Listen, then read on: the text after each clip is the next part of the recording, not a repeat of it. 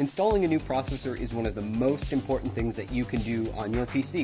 It's the brain of the computer after all. So if you have a brand new AMD Ryzen processor that you're ready to install, we have a couple tips and tricks for you to safely and securely install or replace your AMD Ryzen CPU. The first thing that you have to know is that electrostatic discharge, or the little zaps that you build up by shuffling around on carpet, those can actually be dangerous for the sensitive electronic components in a CPU. But there's a way to deal with that. First, don't build a computer on a carpet, don't build it on a rug. Hardwood floors or even tile floors would be best. Secondly, you can deal with electrostatic discharge with an ESD strap. On one end, there's a wristband that you simply put on your wrist. And on the other end, there is sometimes a plug, like ours, which goes into a technical bench that is grounded, or there's a clip. The type that you might buy from the store is probably going to have a clip. To use that, you would simply turn the power supply off on your computer and then attach the clip to the power supply. Any bare metal on the power supply will do. That means when the static that builds up in your body doesn't go into the CPU, instead it goes through our handy wrist strap, through the power supply, and back into the wall outlet.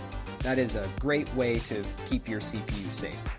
The next thing that you'll want to do is install the processor. Now that you're grounded with your wrist strap, you'll be able to take the AMD Ryzen CPU out of its bubble packaging. And when you do that, take note. In the lower left-hand corner, there is a golden triangle.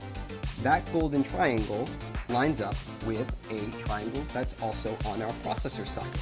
So you'll want to turn the CPU to match the two triangles up. And then you lift the metal arm on the CPU socket, and then you simply drop the processor into the socket.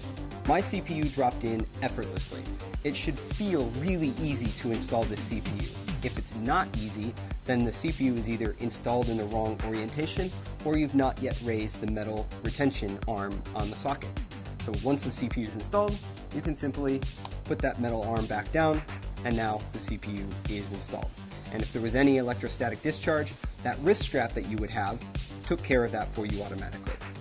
Now the next thing, and our last step, is to install the heatsink. AMD Ryzen processors come with a heatsink inside the box. And when they come from the factory, they have a thermal compound pre-applied. That thermal compound ensures good heat transfer from the processor to the heatsink and out into the world. It helps keep your processor running cool and quiet. Now, if you've installed and removed this cooler a couple times, that thermal pad might be worn. You can clean it off with isopropyl alcohol, very easy. Now, what happens when that thermal pad gets worn out is that it must be replaced with aftermarket thermal compound. You can buy this from any online electronic retailer, and it only costs a few dollars. This thermal compound is really easy to apply, comes in a plungered syringe more often than not, and there are a few ways to put it on the processor. Many people advise a large dot the size of a pea or 2 peas in the center of the CPU, and then when you put the heatsink on, it will spread out evenly across the processor.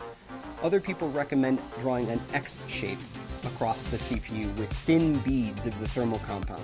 And again, when you apply the cooler, the pressure of the cooler on the CPU will evenly spread out that thermal compound. It's important that you don't have too much compound, which can hurt your temperatures, or too little compound, which can also hurt your temperatures. You just want a nice, paper-thin, even application of the thermal compound on your CPU, just about what it looks like on the bottom of the heatsink from the factory. And that is how you safely and securely install or replace an AMD Ryzen desktop processor in your socket AM4 motherboard.